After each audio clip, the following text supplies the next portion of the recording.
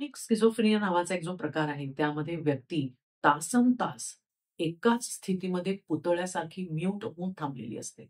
अजिबात प्रतिसाद देत नाही. आक्रमक होऊन कधी हिंसक पण वागते. तर डिसऑर्गनाइज्ड स्किझोफ्रेनियामध्ये व्यक्ती निरर्थक बडबड करते आणि करत असलेल्या 2 विचारात काहीही तार्किक संबंध नसतो.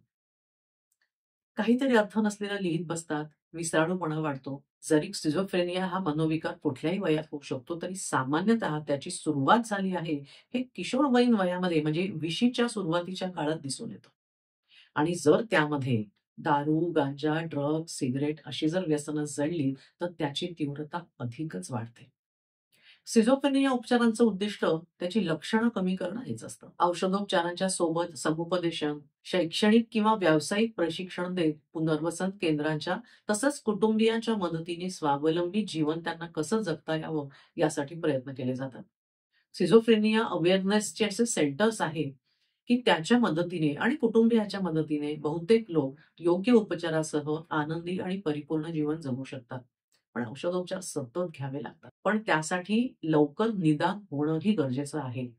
तेव्हा जर कोणी असं विचित्र वाटेल असं वर्तन करताना दिसतंय, बोलण्याची पद्धत वेगळीच आहे, काहीतरी त्यांना भास होतायत, काहीतरी ते जे तुमच्या वास्तवाशी निगडीत नाही असं वेगळंच काहीतरी बोलतात आहेत, तर ते अजिबात हसण्यावारी नेऊ नका.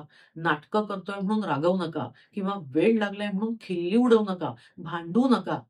कारण त्यांची दुनिया, त्यांचं वास्तव हे वेगळं आहे आणि त्यांना मानसोपचार तज्ञांकडेच नेणं गरजेचं आहे.